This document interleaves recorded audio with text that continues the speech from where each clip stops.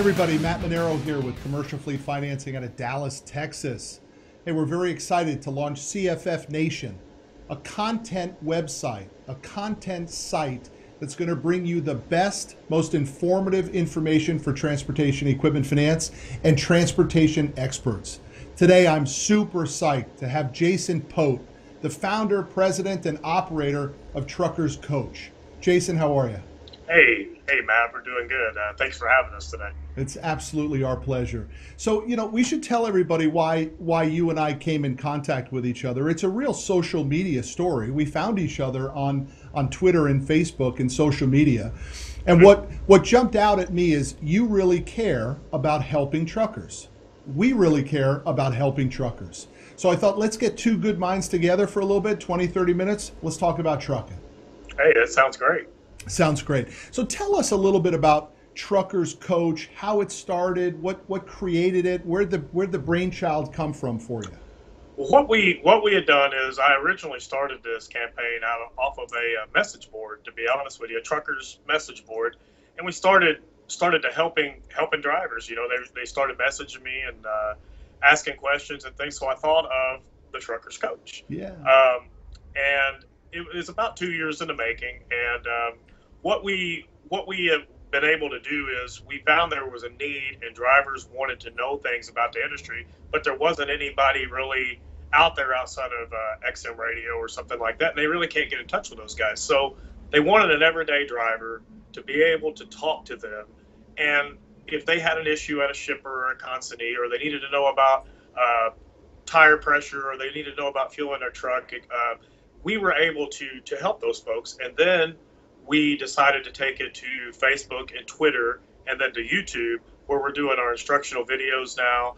And it's really started to take off. And then that's where we met you at, which was on Twitter. And you took a liking to, some of the tweets that we were doing and things. And then we met, and it's been great.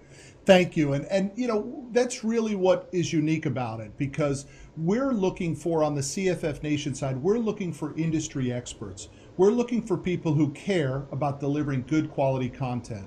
So tell us a little bit about your background, because what's unique about you is you're not just a coach, you're actually the actual operator of the big rig. Yes, that's correct. I started in the industry after the Marine Corps. I spent 4 years in the Marine Corps. Thank you for your service. Hey, no, you're more than welcome. Thank you for acknowledging. And I ended up being in Washington, D.C. Under the Clinton administration. I ended up being what they call a White House Marine. At that point, once I got out, like most drivers, I was MOS 0341, which was a mortarman or a rocket launcher.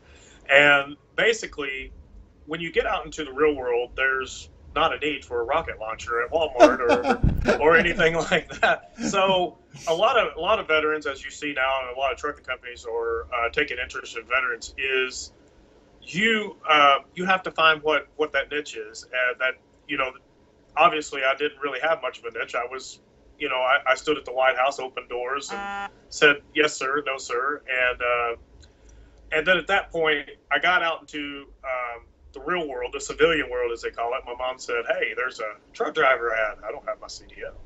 I don't know anything about this stuff. So went into that process, got my CDL in 1999, and started at U.S. Food Service, and then worked my way up, and then became the youngest driver ever hired at Walmart Private Fleet in the United States. Right on.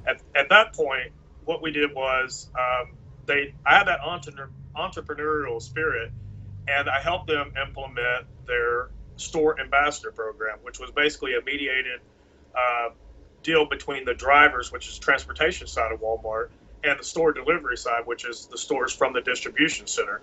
And it put a communication channel for on-time deliveries and communication between the stores. Like if they had pallets in the ways of the dock areas, or they were putting their what you want to call that, layaway, they put them big containers back behind the stores and stuff for layaway.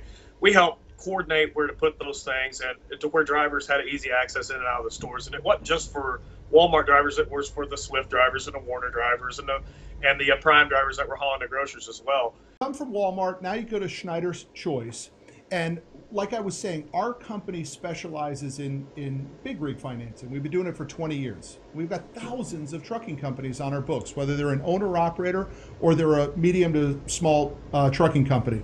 But what's fascinating to me is how often we hear the exact same problem from the customer base. And that's what drew me to Truckers Coach, because you're trying to help these guys operate better businesses, whether they're a single truck operator or a small or a medium size or a large fleet. Truckers Coach is to get in there and help them run a better business. Is that correct? Yes, that is, and that's what our concept is. But not only are we helping the owner operators as well, we're also helping student drivers and new drivers into the industry who are eventually aspiring to be owner operators too. Great. And if we can get those guys in the orientation process eventually, what we're doing is we're actually teaching them the concepts of business at an early stage instead of having to learn as you go in the industry. So that's what we're trying to do. Perfect. And then yeah, and to touch on what you were saying about helping owner operators, the biggest part of the owner operator field today, that they get into the business and no one's ever taught them how to fuel their truck the right way, or how to plan their business in order to watch that spot market freight, or to watch the areas that they're going into. And that's where a lot of the failures that a lot of people hear of happen, is because they're not trained properly. They don't understand the business. They get into the business because it's great to buy a truck, but they don't understand the business that they got into. So then now you're dealing with 2290s. A lot of guys don't know what that is. They're dealing with the IFTA tax on the fuel. A lot of guys go buy fuel because it's the cheapest at the pump price. Not always the best idea, depending on that state's fuel taxes. You can buy fuel cheaper today, but it comes back to get you on your fuel tax when it comes to fuel tax time. And a lot of guys, understand the planning and things, and that's what we're trying to teach to folks, is be able to run your business and run it efficiently. Yeah. And that's the deal, is you got to have longevity in this business. If you're not taught the right way to have the longevity in this business, then you're going to be you got a slow death coming, because basically you're starting and you're sinking the entire time. You just don't realize it till you bottom out and you can't make that truck payment anymore. You bet. And that's what we're trying to help people avoid. Yeah, that's great. So a couple things that I think are very interesting, because clearly the industry's changed a lot since when you started in 1999. Now, one more time, you were the youngest driver ever in Walmart, correct? Hired at the time. Now, hired at the time. And that was 20. You were 27. I was 27 years old. Huh. And what they done was, I sent them an application, but I didn't send them an application. I sent them a book.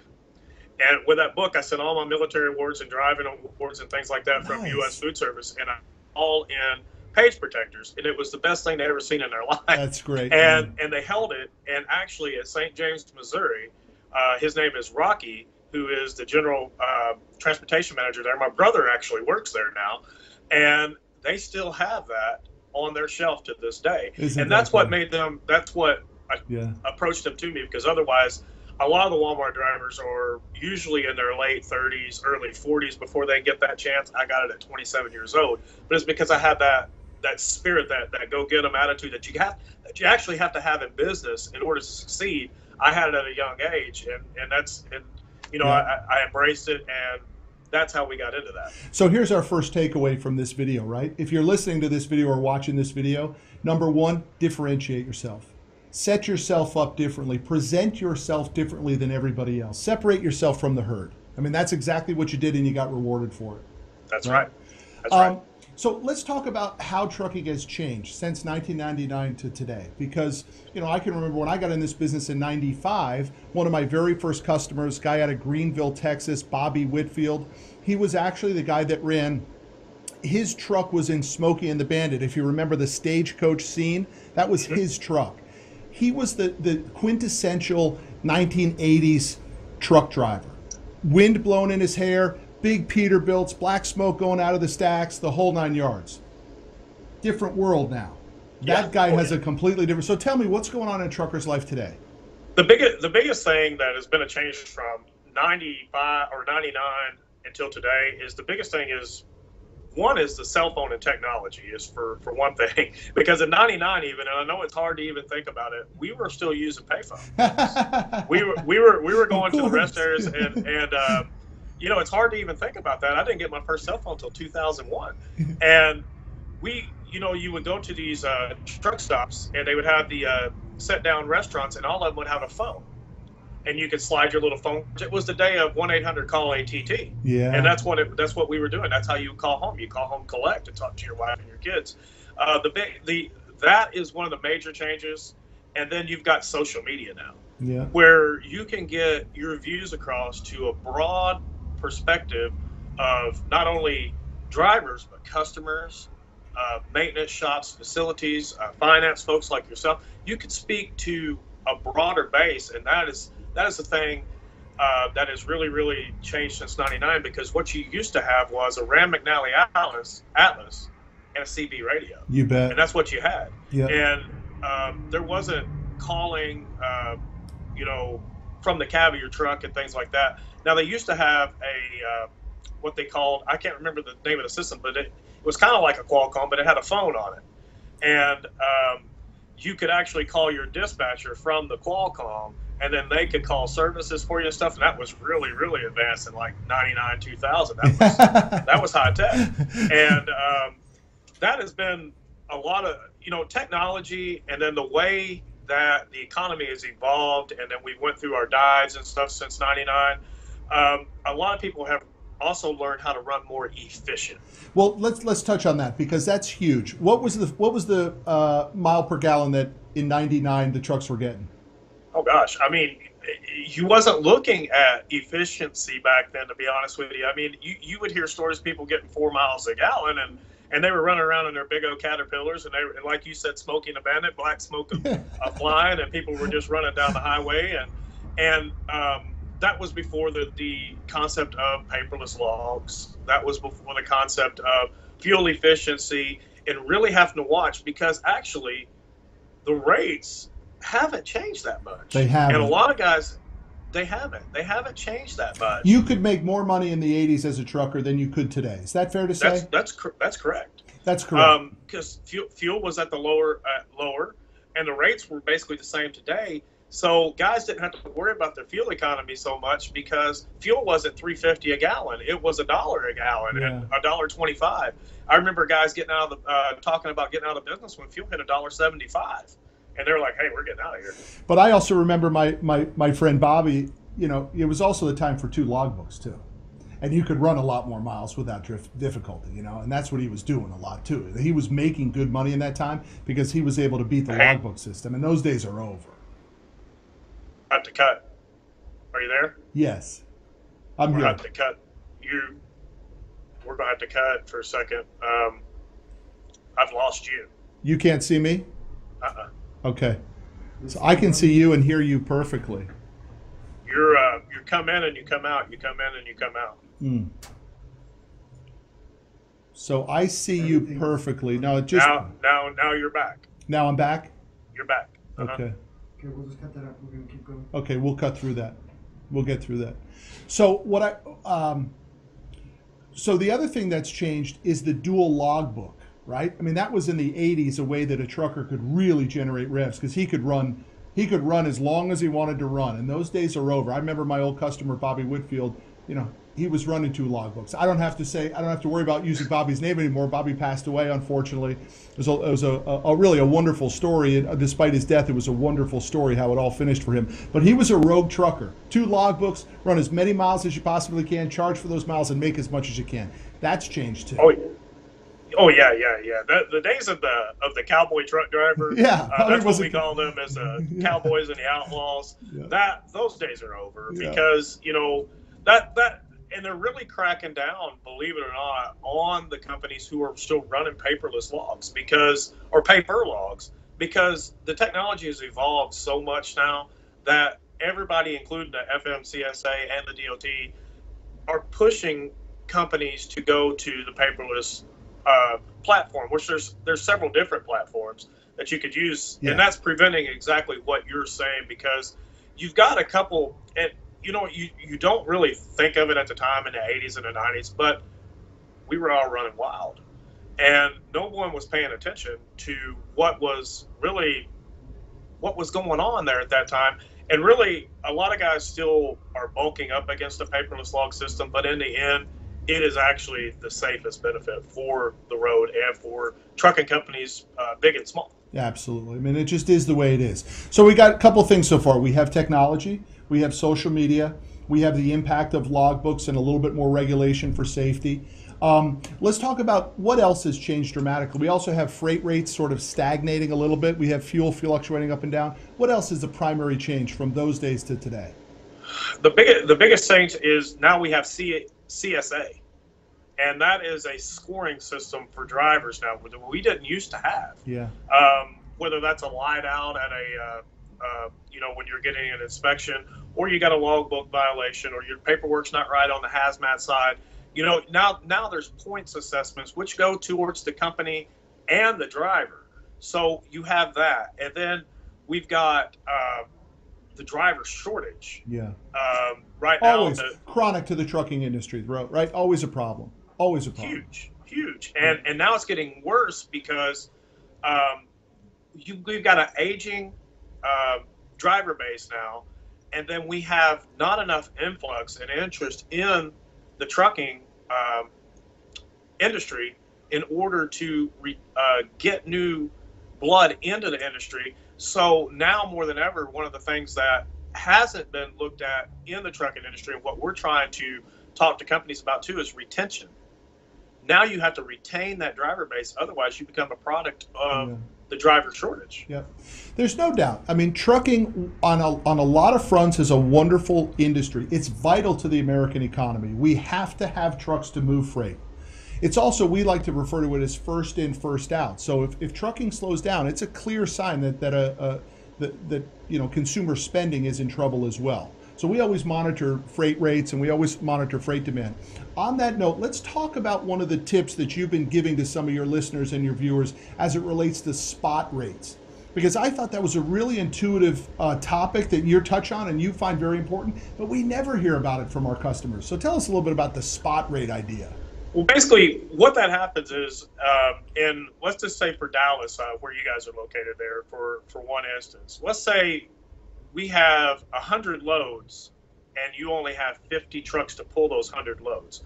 Now, brokers, agents, customers are going to negotiate their rates depending on what where that freight's going, because they only have 50 trucks to pull that 100 loads. So what spot rate basically does is you take your truck and you negotiate that rate with that customer based on their demand to move that load. So that is one of the things that drivers don't take advantage of. Am I going into an area where the truck demand is lower than the load count, which is always a good thing because what we just talked about, or am I going into an area like, say, for instance, LA, where the truck rate, we got 500 trucks to 50 loads. Yeah. Now you don't have that negotiating power. And that's how the spot rate market works. You always have to plan ahead. And a lot of guys aren't planning ahead. And that's another thing that we try to teach to folks is planning ahead. Because if you don't plan ahead and you go into these areas where the influx and the capacity constraints will lower your bargaining power, then you're basically looking at a longer deadhead to get out. And deadhead costs an owner-operator money because there's no revenue attached to that. Yeah.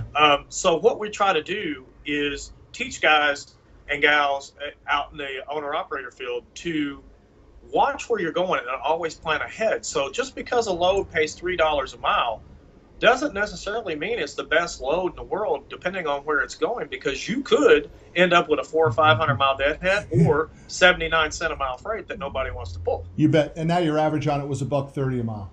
There you go. So you felt great on the $3 mile, and then it ends up being $1.30. There you go. Very, very, very important tip. So as we finish up here, how can people find out more about you and Truckers Coach? Well, you can find us on the web at thetruckerscoach.com. And our main objective is our Facebook page right now at facebook.com/Truckers Coach. And then, as always, you can find us on YouTube at Truckers Coach. Great. So let's get people to subscribe to Truckers Coach on YouTube. Let's get people to subscribe to our website, which is Commercial Fleet Financing. We also have the YouTube channel as well, CFF Nation. Jason, I want to thank you for your time. I hope lots of people come to follow you, and I hope we can do this more in the future, okay? Hey, we look forward to it, Matt. Thanks for having us. My pleasure. Thank you too, Jason.